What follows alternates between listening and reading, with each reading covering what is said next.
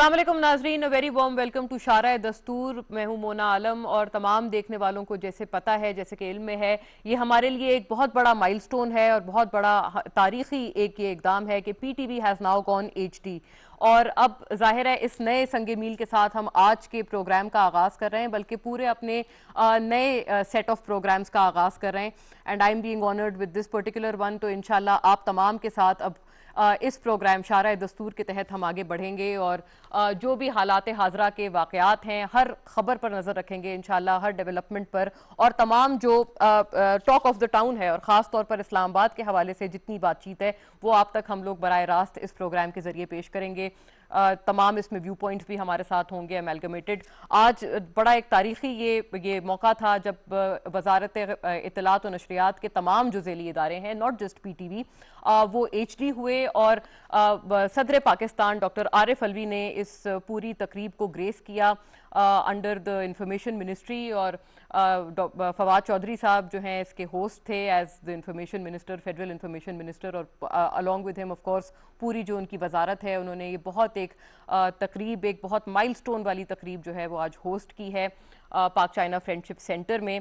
Having said that नाजरीन, ये यकीनन एक तो पूरी इस वजारत के लिए एक बहुत अहम संगे मील है और पाकिस्तान के जो स्टेट नैरेटिव है या हमारा जो कौमी नैरेटिव है उसके लिए एक बहुत बड़ा संगे मील है, जो कि आज हम इस प्रोग्राम के इस इफ्तिताही प्रोग्राम से इसको, जो अगर मैं इन मोर अप्रोप्रिएट वर्ड्स कहूँ तो इसको हम आगे बढ़ाना चाहेंगे।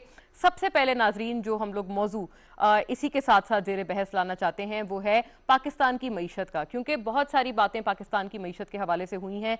हम इस प्रोग्राम के तहत हमारी कोशिश ये है कि चूंकि ये हमारा नया फॉर्मेट है, एक कंपैरेटिव एनालिसिस, बिल्कुल एक अनबायस एनालिसिस हम तमाम मामलात पर रखेंगे और मईशत के हवाले से भी हमारी यही कोशिश होगी कि यही एक कंपैरेटिव एनालिसिस आज के प्रोग्राम में एक आगे आपके साथ रखकर फिर उसके ऊपर बात मजीद की जाए।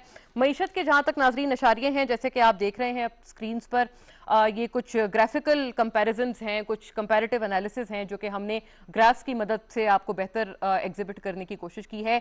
रेमिटेंसेस में चूंकि रिकॉर्ड इजाफा है और 29.4 बिलियन डॉलर्स की जो रेमिटेंसेस हैं उनको रिकॉर्ड बताया जा रहा है। Prime minister of Pakistan Imran Khan साहब ने बारहा इन फिगर्स को अप्रिशिएट किया है, खास तौर पर रेमिटेंसेस को देकर।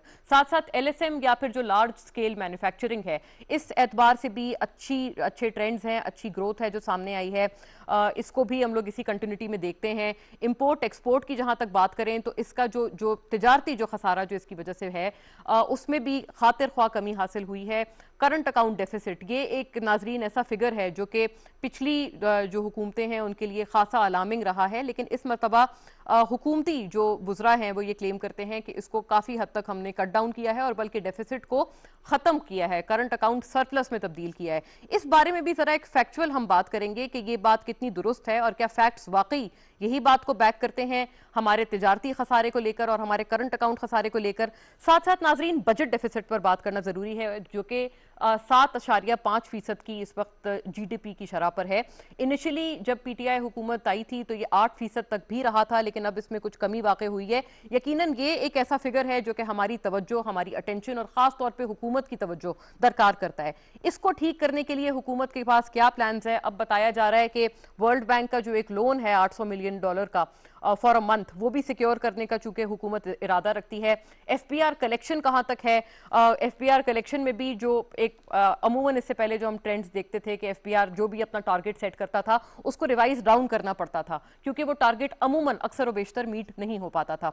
इस मरतबा क्या इसमें कोई बेहतरी वाकईतन आई है या नहीं आई है?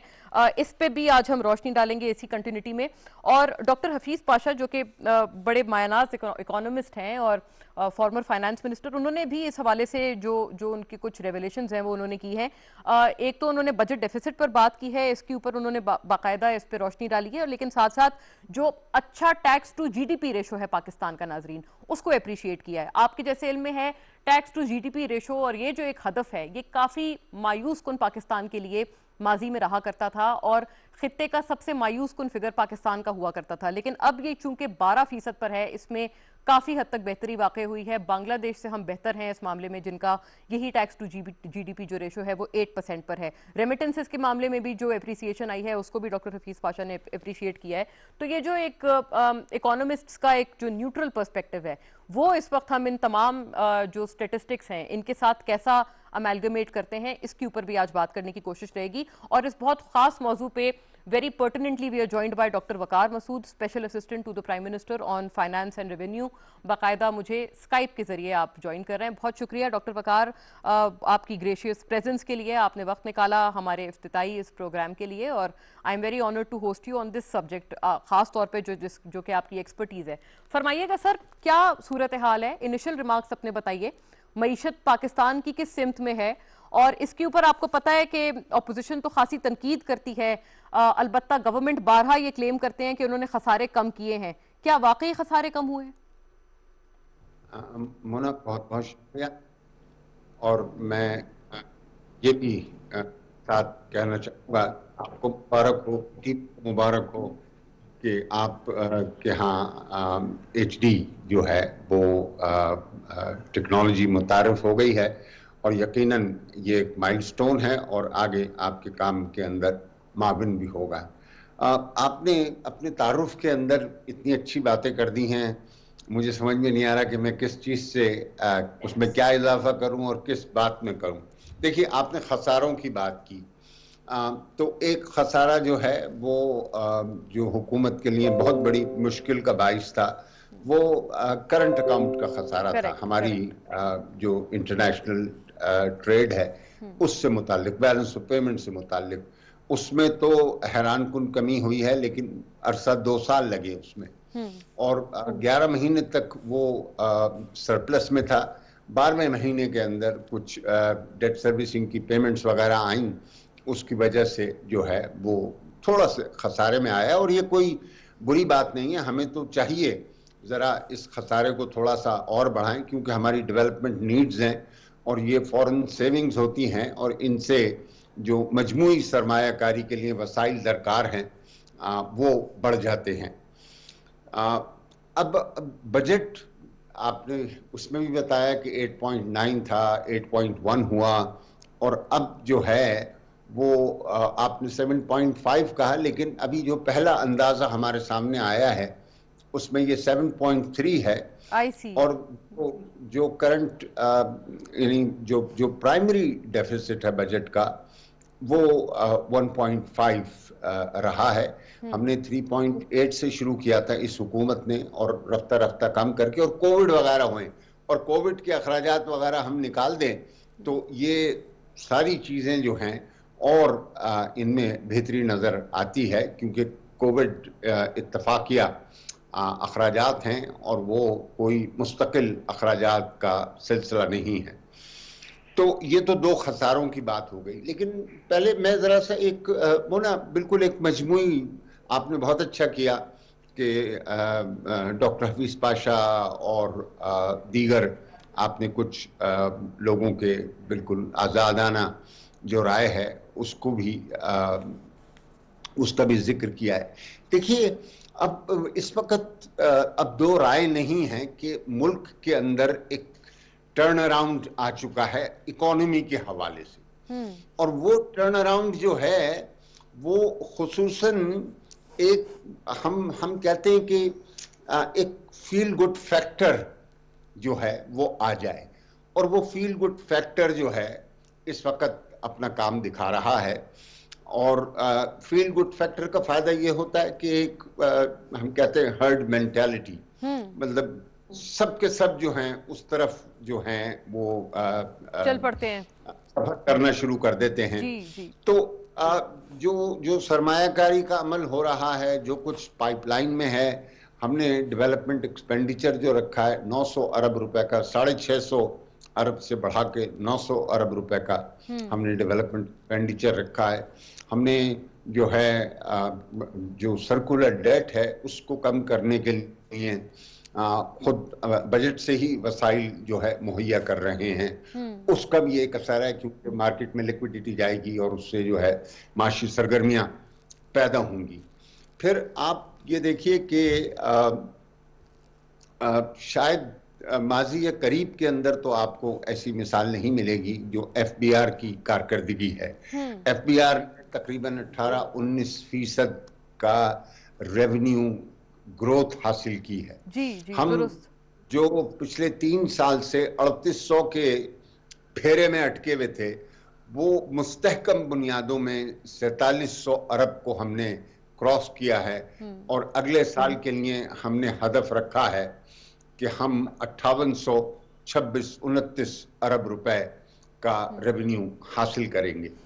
अच्छा, ये कैसे मुमकिन है? देखिए, रेवेन्यू किसी के पास ना हो तो उससे कोई छीन के नहीं लेकर आ सकता, और हमारा ज्यादातर निजाम जो है वो रजाकाराना तौर पे अदायगियों का है। लोग अगर चीजें बेचते हैं तो सेल्स टैक्स जमा करा देते हैं, इनकम होती है तो इनकम टैक्स रिटर्न फाइल कर देते हैं, कस्टम्स से आती है चीजें तो ड्यूटीज अदा कर देते हैं।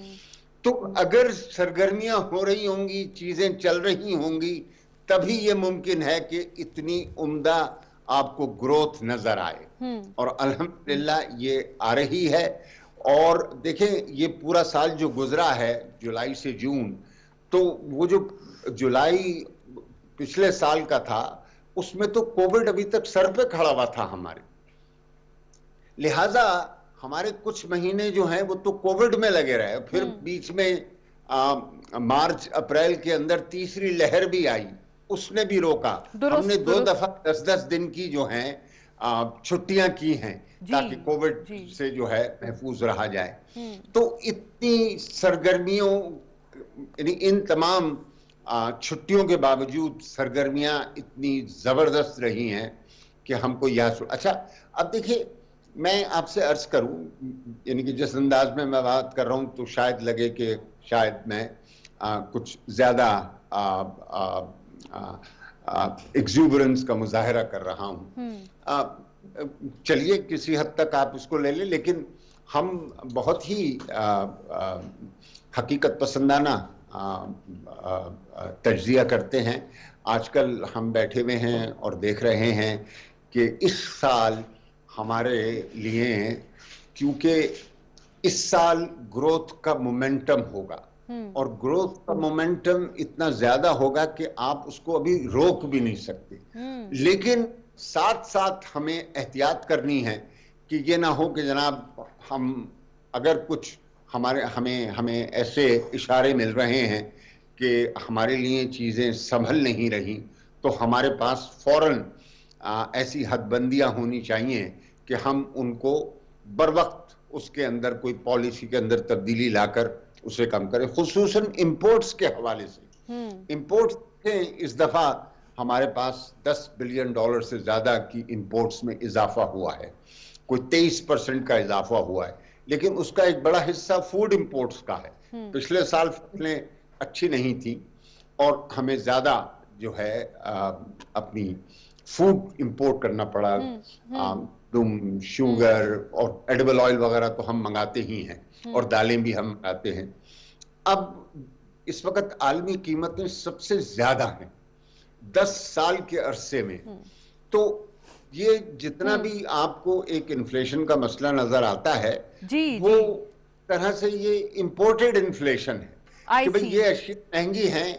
अब देखें, तेल जो है इस वक्त हमारे पास पिछले साल जो औसतन $40 का तेल आया है, अब साल शुरू हो रहा है तो $75 पे हम खड़े। अगर खुदा न खास्ता $70-75 पे तेल चला गया तो पिछले साल हमने $9 बिलियन मुझे इजाजत आप दें, आपने बिल्कुल बहुत जामे आपने अपनी तमाम बात और आपने अपना तजिया पेश किया है। इतनी आपसे और मजीद दरख्वास्त है। आपने कहा टैक्स का हदफ राइटली सो कि इस मरतबा हमने रिवाइज डाउन नहीं किया, फिर भी हमने अच्छा अचीव किया है। आप कह रहे हैं इससे आगे हम जाएंगे अपने टैक्स के टारगेट को लेकर आइंदा साल में। फरमाइएगा सर, ये टैक्स किस तरह से इसका हुसूल होगा? क्योंकि जो कंज्यूमर लेवल पर एक आम इंसान को ये खदशा भी है कि कहीं ये ना हो कि उनके ऊपर डायरेक्ट इनडायरेक्ट टैक्सेशन का अंबार हो जाए। तो ये फरमाइएगा क्या कोई इस किस्म की चीज आप रूल आउट करेंगे कि इनडायरेक्ट टैक्सेशन का इन्हिसार नहीं किया जाएगा?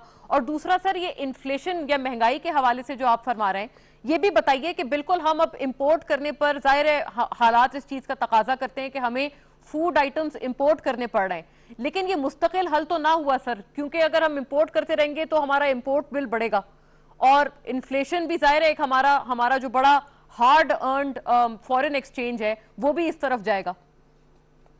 मोना, बहुत अच्छे सवाल आते हैं। पहले हम टैक्स के बारे में बात कर लेते हैं कि हमने सबसे कम नए टैक्सेस लगाए हैं। नया टैक्स ही क्यों नहीं लगाया?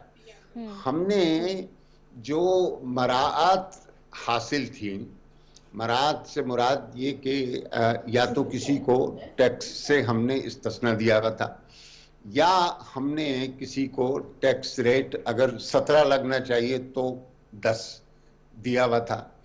तो कुछ इलाकों में हम चाहते थे और ज्यादा इसको करें, लेकिन बजट के शुरू में जितने हमने इक़दामात उठाए, बजट के दौरान गुफ्तगू में वज़ीर आज़म ने मशवरा भी किया और फिर कुछ हिस्सा जो है वो कैबिनेट में और कुछ हिस्सा बाद अज़ां जब वज़ीर ख़जाना अपनी तकरीर समेट रहे थे उस मौके पर उन्होंने जो है इक़दामात को वापस लिया, इसी ख्याल से कि कीमतों पे ज्यादा असरात ना पड़े।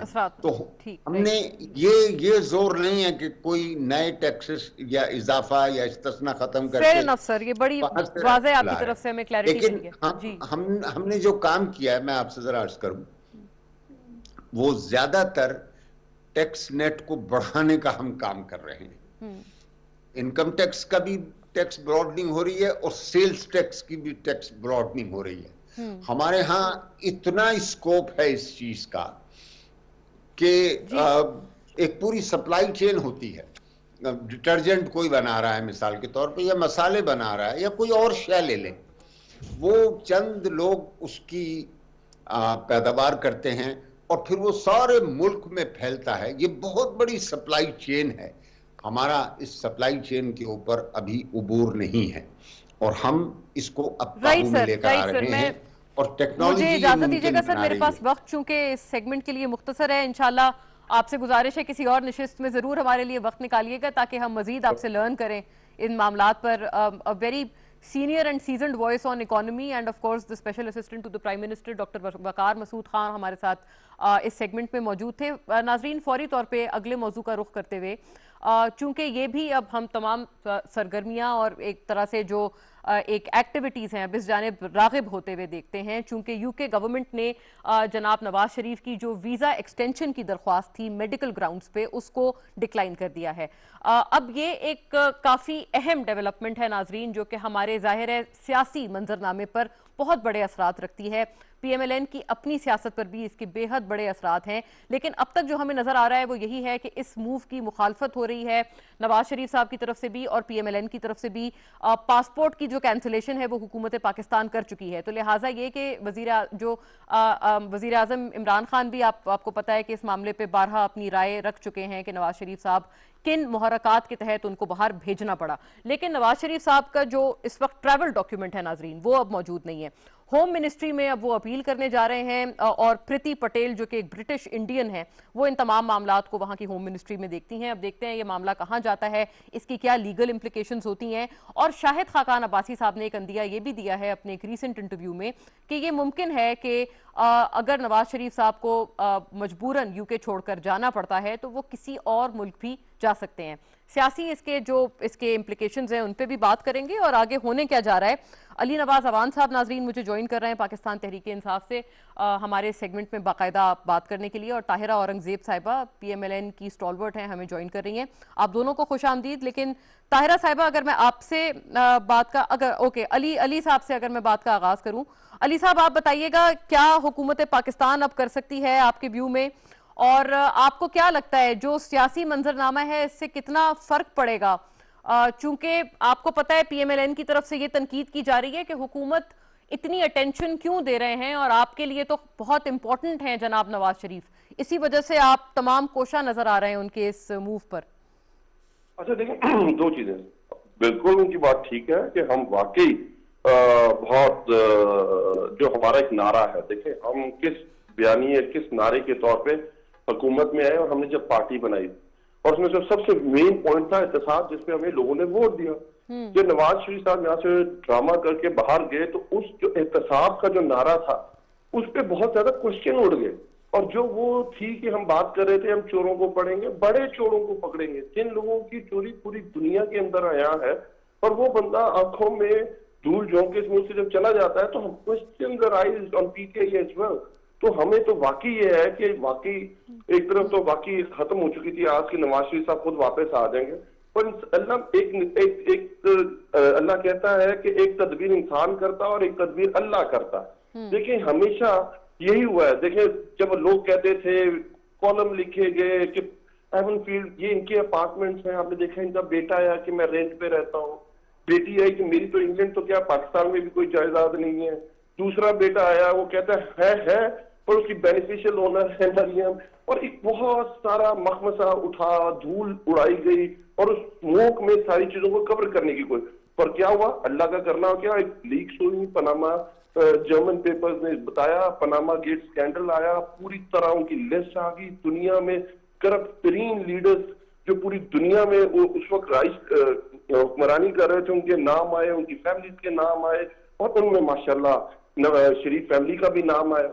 उसके बाद एक ट्रायल चला, 6 महीने ट्रायल चला, इनसे पूछते रहे भाई ये इनका सोर्स बता दो। इन्होंने कहा कि ये जज ये हैं, राल चौधरी कहते थे, उस सुप्रीम कोर्ट में बुत बैठे हुए हैं, इन्होंने उल्टा सुप्रीम कोर्ट के ऊपर चढ़ाई कर दी, जीआईटी के ऊपर, पर सोच नहीं बताया।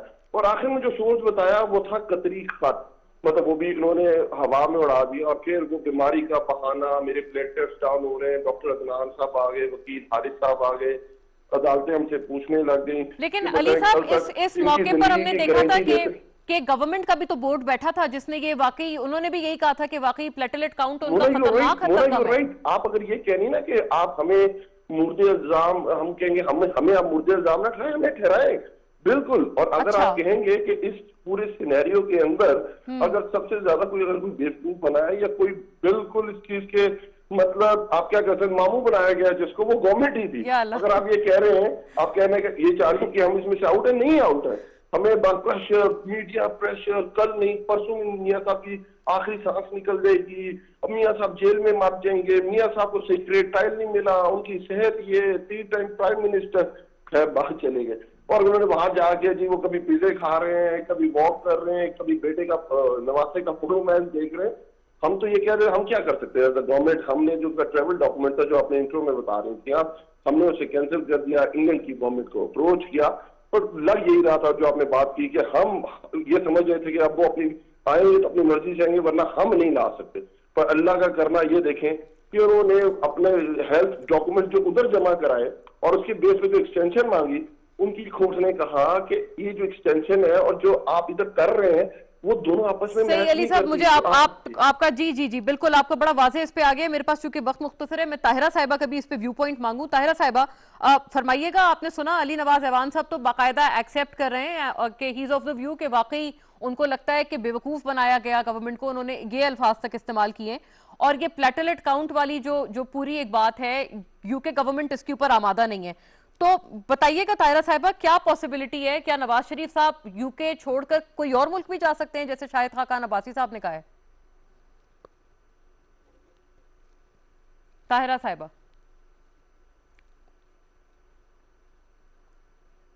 Right, okay.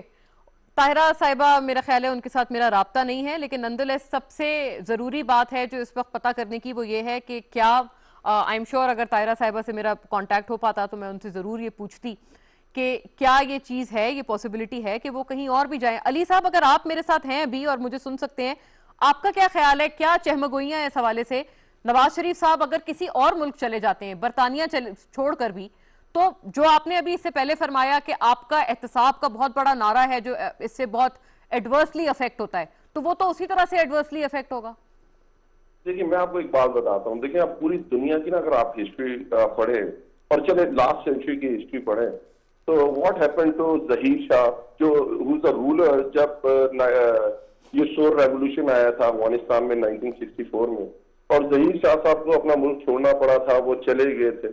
उसके बाद अगर आप ईरान की हिस्ट्री पढ़े, जब इमाम खमीनी साहब आए थे और जो वहां के उस वक्त के रूलर थे, वो कहाँ गए और कहाँ उनकी डेथ हुई, यही तो बात है। देखिए असल ये चीज है कि आप जब सियासत में आते हैं तो आप अगर मुल्क की बात करेंगे, मुल्क के लिए काम करना चाह रहे हैं, इस मुल्क को अजीम कौम बनाना चाह रहे होते हैं, तो आप आके अपने मुल्क में सियासत करते हैं।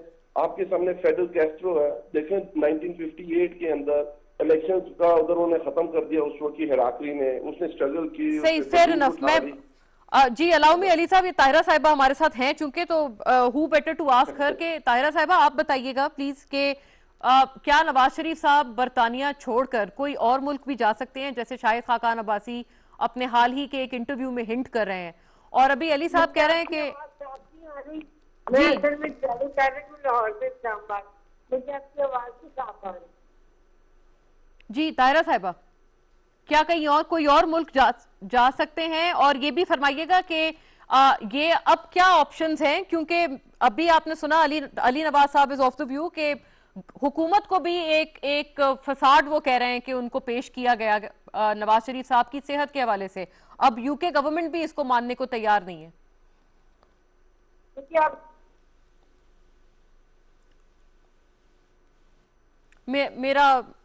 मेरा राब्ता मेरा ख्याल है अभी ताहिरा साहिबा से अभी भी नहीं हो पाया है सच, लेकिन I would have love to hear her view point on this. खैर नंदलेस बहुत शुक्रिया ताहिरा साहिबा, और अली नवाज अवान साहब आपका भी बहुत शुक्रिया। नाजरीन ज़ाहिर है इसी मौजू पे अब हम आगे बढ़ेंगे और इस पे एक हम और मजीद एक न्यूट्रल पर्सपेक्टिव हासिल करने की कोशिश करेंगे। पहले हमारे सेगमेंट में हमारी कोशिश थी कि गवर्नमेंट का पर्सपेक्टिव और PMLN का पर्सपेक्टिव, जो कि डायरेक्ट स्टेक होल्डर्स हैं इस मामले पर, उनका व्यू आ जाए। और ताहिरा साहिबा को मैं सुन नहीं पाई, वरना उनकी भी बात हमारे साथ आती है, लेकिन अली नवाज अवान साहब इज ऑफ द व्यू कि अगर वो कोई और मुल्क भी जाते हैं जनाब नवाज शरीफ, तो उनका जो पूरा एक जो एहतसाब के हवाले से उनकी जमात का स्लोगन है उसको खासा असर पड़ेगा। और उन्होंने ये बात भी तस्लीम की है कि उनको भी एक मिस रिप्रेजेंटेशन दी गई थी जनाब नवाज शरीफ की सेहत के हवाले से। अब ये मामला कहाँ जाएगा, इसके ज़ाहिर है जो लीगल भी काफ़ी सारे पहलू हैं वो मौजूद हैं, चूंकि नवाज शरीफ साहब का कोई ट्रैवल डॉक्यूमेंट नहीं है, उनके पासपोर्ट की कैंसिलेशन हुकूमत पाकिस्तान कर चुकी है, और जो वीज़ा रिक्वेस्ट थी उनके वीज़ा एक्सटेंशन की हेल्थ ग्राउंड्स पर जो की गई थी उसको भी इसी बुनियाद पर डिक्लाइन किया गया है, क्योंकि यूके हुकूमत ने पाया है कि नवाज शरीफ साहब इज फिट टू ट्रैवल। उनको ट्रैवल करने के लिए अब उनकी सेहत की कोई ऐसी मजबूरी नहीं है जिसकी वजह से वो सफ़र ना कर सकें, तो लिहाजा इस वजह से कोई जवाज़ एज सच यूके गवर्नमेंट समझती है कि नहीं है जनाब नवाज शरीफ के पास कि वो मजीद अपना जो स्टे है वो प्रोलॉन्ग करें। खैर बात अब इसमें पते की ये है और डिसाइसिव ये होगी कि चूंकि होम मिनिस्ट्री में अब उनकी जो एक अपील है वो दायर हुई है इस मामले में, तो अब वो अपना पूरा ये केस होम मिनिस्ट्री में यूके की प्लीड करेंगे। एक ब्रेक पे चलते हैं नाजरीन, फिर इस पे एक न्यूट्रल व्यू पॉइंट भी हासिल करते हैं। Stay with us.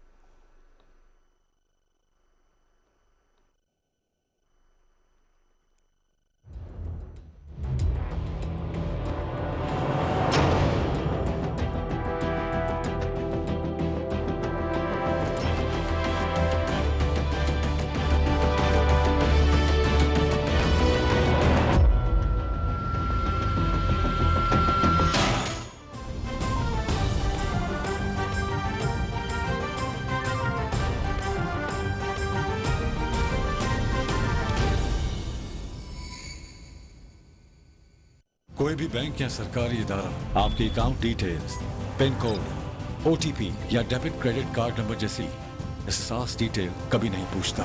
अगर कोई कॉल, ईमेल या SMS के जरिए आपसे ये डिटेल मांगता है तो ये आपकी जिम्मेदारी है कि आप उस कॉल की तमाम डिटेल अपने बैंक के कॉल सेंटर को पहुंचा दें। तो फिर आए मिलकर इन जालसाजों को पकड़ते हैं। A public service message by Pakistan Banks Association.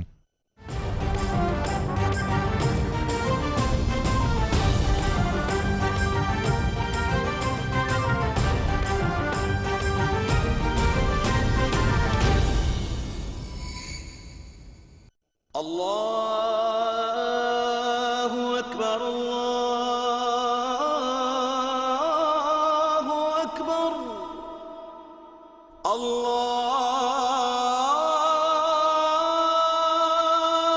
Akbar, Allahu Akbar.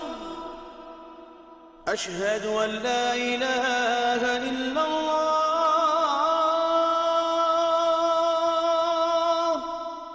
أشهد أن لا إله إلا الله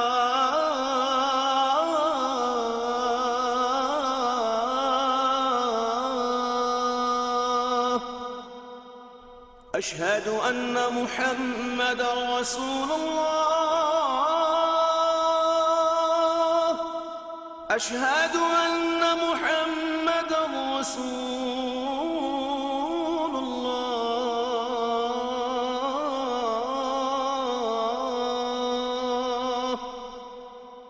حي على الصلاة حي على الصلاة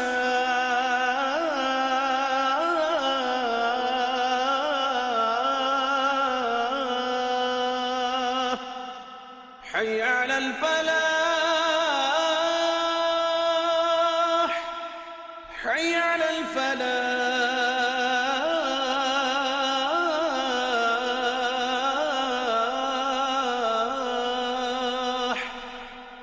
الله أكبر الله أكبر لا إله إلا الله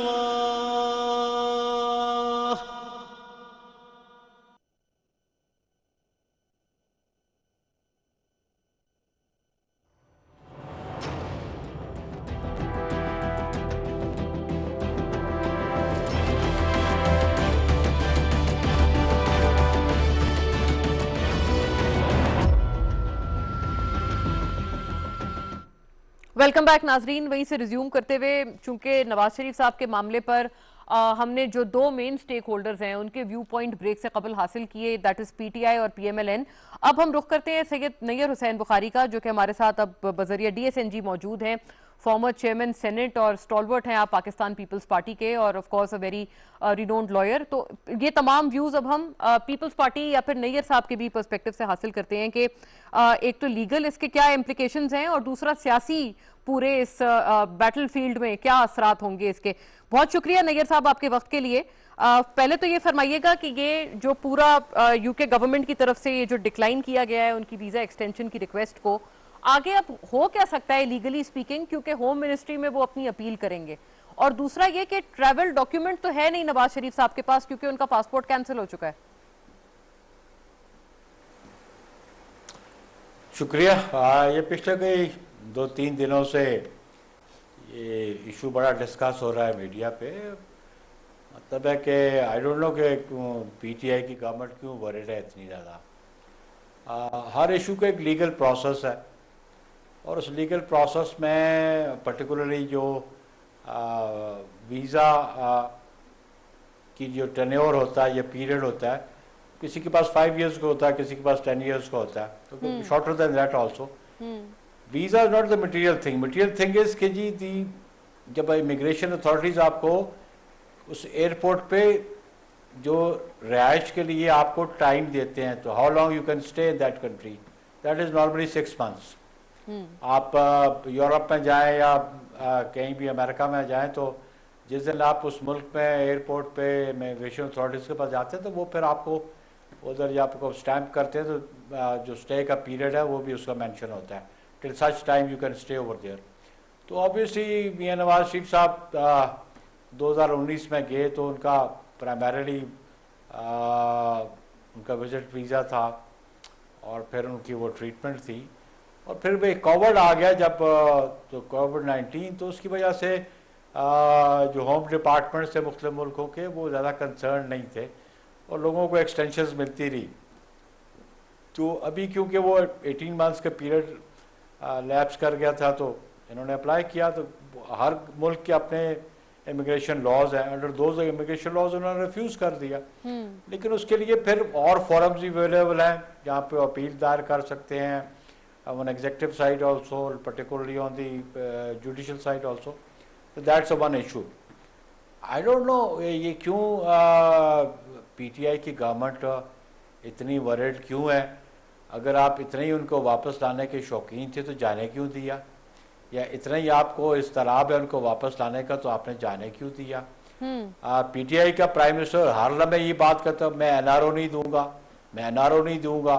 मुझसे जब लेजिस्लेशन की कोई बात होती है तो अपोजिशन एनआरओ मांगती है, तो मैं इनसे पूछना था कि 2019 में जब मियां नवाज शरीफ गए तो आपको तो किसी ने पूछा ही नहीं।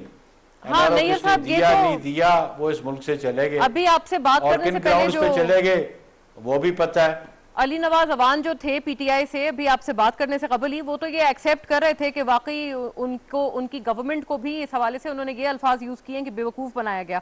ये बताइएगा नैयर साहब के अगर वापसी होती है नवाज शरीफ साहब की तो इसके सियासी इम्प्लीकेशंस क्या देखते हैं? और ये जो पीएमएलएन की तरफ से बात की जाती है कि जो पीडीएम, फॉर्मर पीडीएम, तो पीएमएलएन ने तो ये शुरू दिन से कहा है कि जो इस्तीफों की बात थी, उन्होंने आपसे इस्तीफे मांगे थे पीपल्स पार्टी से, आपने उनकी रिक्वेस्ट ये कहकर टर्न डाउन कर दी कि जब तक नवाज शरीफ साहब आएंगे हम उनको देंगे इस्तीफे।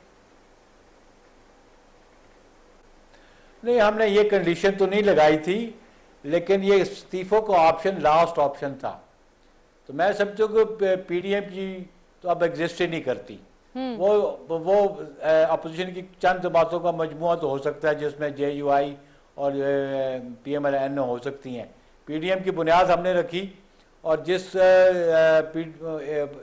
पीडीएम का हिस्सा पीपल्स पार्टी और एएनपी ना वो पीडीएम नहीं है, वो बाकी जमातों का इत्तेहाद तो हो सकता है। लेकिन मैं समझता हूँ कि ये एन और जेयूआई ये सीरियस ही नहीं है इस गवर्नमेंट को इससे निजात हासिल करने के लिए। तो जो हमारी ऑप्शंस थी, जो हमारी प्रायोरिटीज थी, उसके मुताबिक हम काम कर रहे थे और आज भी हम कारबंद हैं उस पर। लेकिन ये सीरियस नहीं थी। मरियम नवाज साहब कहता कि साहबा कहती हैं कि जी ठीक है जी 5 साल पूरे करें, और फिर जो जेयूआई है वो सिंध में इत्तेहाद करती है और इधर आज़ाद कश्मीर के इलेक्शन में भी इत्तेहाद करती है। तो वो तो सीरियस ही नहीं थे। ओनली पीपल्स पार्टी वो सीरियस कि हम इस हुकूमत से जान छुड़ाना चाहते हैं, लोगों की जान छुड़ाना चाहते हैं। लोग पिस चुके हैं इस महंगाई में, बदअमनी में, बेरोजगारी में। तो हम तो ये चाहते थे।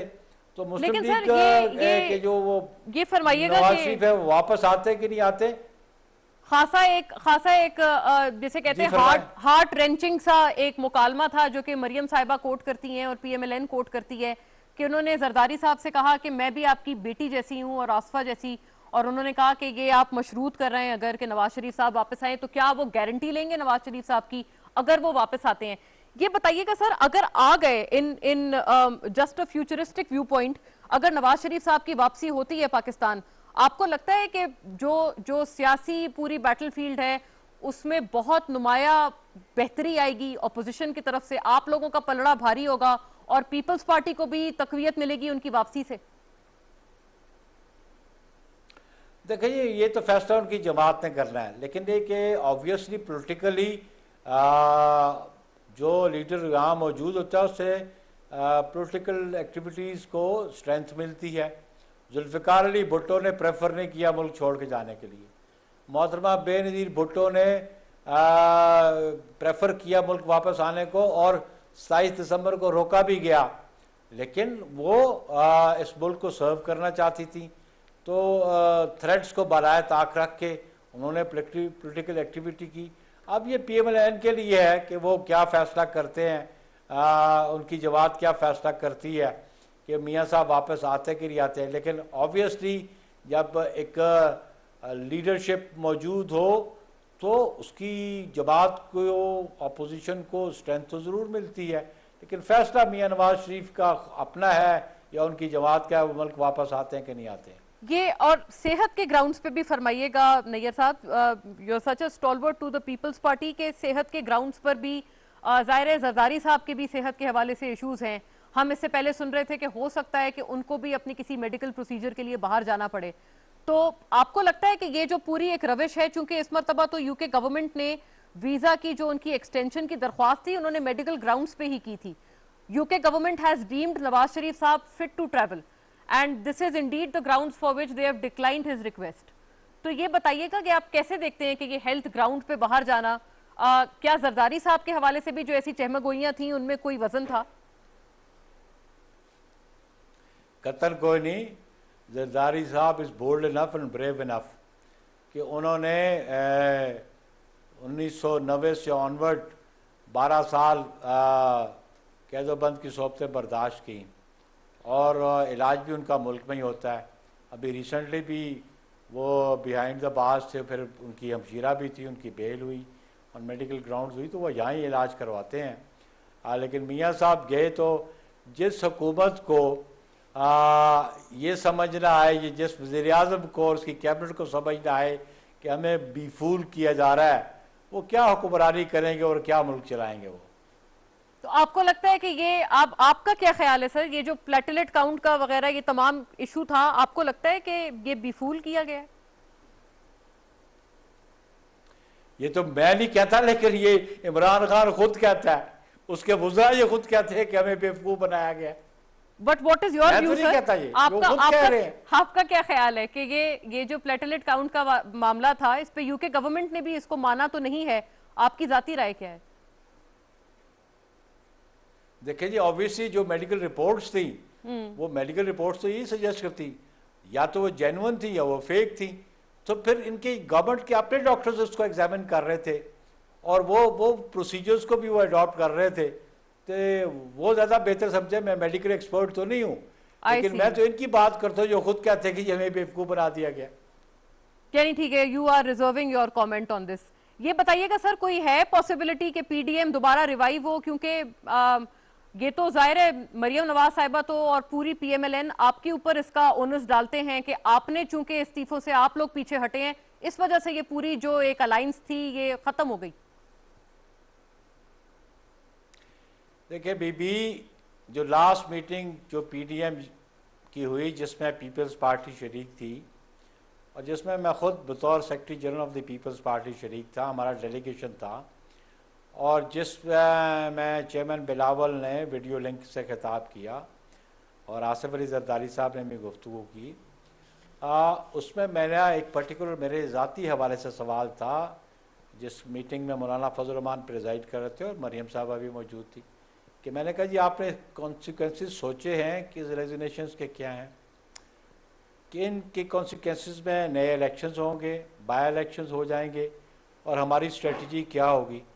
तो उस वक्त तो पीडीएम की क़यादत के पास कोई जवाब नहीं था। तो हमने कहा कि पीपल्स पार्टी ने जो 20 सितंबर को जो रेजोल्यूशन अडॉप्ट किया, उसमें ये बात तय थी कि इस्तीफे लास्ट ऑप्शन है। उससे पहले लॉन्ग मार्च है और लॉन्ग मार्च के बाद नो कॉन्फिडेंस है। ठीक है, राइट सर, बहुत शुक्रिया नैयर हुसैन बुखारी आपके व्यूज के लिए। वक्त मेरे पास चूंकि मुख्तसर था, नाजरीन आज की नशिस्त से इतना ही। Thank you to everyone who participated. इंशाल्लाह कल फिर मिलते हैं। अल्लाह हाफिज।